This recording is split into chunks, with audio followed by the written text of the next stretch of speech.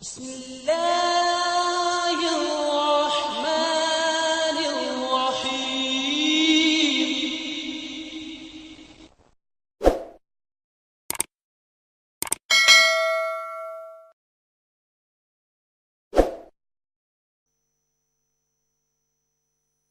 اسلام سے نہ بھاگو،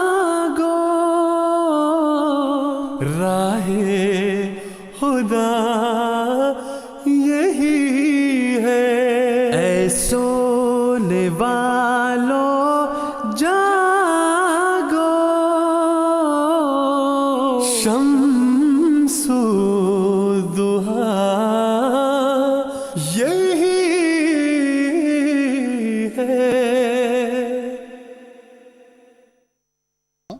وہ یہ کہتے ہیں کہ اگر ختم نبوت کے معنی وہی ہیں جو آپ کہتے ہیں، یعنی جماعت احمدیہ کہتی ہے، تو مرزا صاحب یعنی حضرت مرزا غلام احمد قادیانی علیہ الصلوۃ والسلام سے پہلے کسی اور عالم دین نے کیوں یہ معنی اور یہ تفسیر نہیں کی؟ وشیہ صاحب، آپ نے سوال سن لیا ہے؟ جی یہ ان کا یہ کہنا کہ کیوں نہیں کی، یہ میرا خیال ہے کہ وہ اگر مطالعہ کریں تو ایک نہیں، دو نہیں، درجنوں ایسے بزرگان امت موجود ہیں. درجنوں میں نے اس لیے کہا ہے کہ ان کی کتابیں ہمیں دستیاب تھیں، وگرنہ تو سینکڑوں کہا جا سکتا ہے. اس لیے میں نے عرض کیا سینکڑوں کہا جا سکتا ہے کہ یہ اتنی مشکل بات تھی نہیں.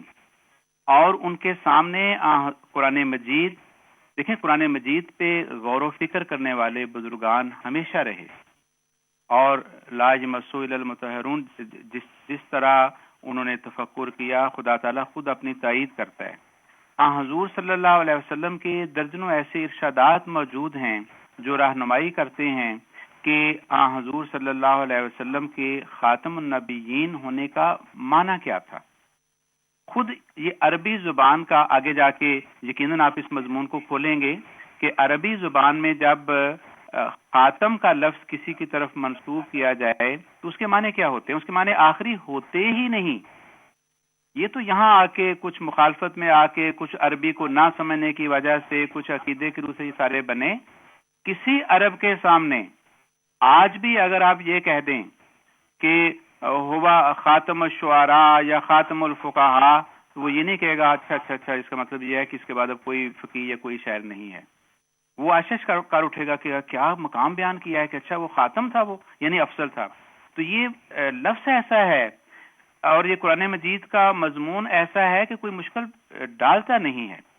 سب سے پہلے جیسے نے کہا نا کہ پہلے کسی نے کیوں نہیں کہا، سب سے پہلے حضرت عائشہ رضی اللہ تعالی عنہا، جن کے بارے حضرت صلی اللہ علیہ وسلم نے فرمایا کہ آدھا دین ان سے سیکھا جائے، انہوں نے اس لفظ کی کیا تشریح فرمائی؟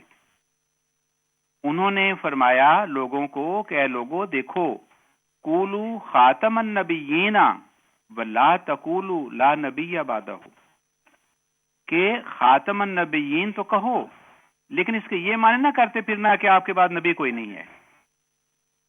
اس لیے یہ کہنا کہ کیوں کسی پہلے عالم نے ایسی تشریح نہیں کی، یہ جب پڑھیں گے پتہ چل جائے گا کہ درجنوں ایسے لوگ ہیں. پھر حضرت عائشہ رضی اللہ تعالی عنہا کے بعد ہم مسلسل دیکھیں آگے جا کے، یقیناً آپ زیادہ تفصیل سے لے کے جائیں گے کہ تک کم و بیش ہر صدی میں کوئی نہ کوئی ایسے بزرگ، کوئی مجدد، کوئی عالم دین، کوئی مفسر، کوئی محدث، انہوں نے یہ تشریح کی ہوئی ہے کہ ختم نبوت سے مراد، خاتم النبیین سے مراد یہ ہے کہ کوئی ایسا نبی نہیں ہوگا جو شریعت لے کر آئے، جو قرآن کریم کی لائی ہوئی شریعت کو، حضور صلی اللہ علیہ وسلم کی شریعت کو منسوخ کرے. ایسا نبی نہیں ہوگا، یہ ختم نبوت سے مراد ہے. اور تب سے لے کے حضرت مسیح موعود علیہ السلام کے زمانے تک بے شمار ایسے بزرگ گزرے ہیں. حضرت محی الدین ابن عربی ہیں، حضرت امام عبد الوہاب شیرانی ہیں، اور بہت قریب آ جائیں حضرت قاسم نانوتوی جو ہیں وہ ہیں جنہوں نے بڑی تشریحات اس کی ہوئی ہیں. حالانکہ قاسم نانوتوی صاحب کا اپنا عقیدہ یہ نہیں تھا جو لکھا جاتا ہے، لیکن ختم نبوت کی جب تشریح پہ آتے ہیں تو انہوں نے یہی تشریح کی کہ ختم نبوت سے مراد یہ نہیں ہے کہ آپ کے بعد کوئی نبی پیدا نہیں ہو سکتا. نبی پیدا ہو، ایک ہو، زیادہ ہو، جو بھی ہوں، آپ صلی اللہ علیہ وسلم کی خاتمیت میں کوئی فرق نہیں آئے گا. تو یہ مضمون بے شمار علماء نے، بزرگوں نے بیان کی ہوگا.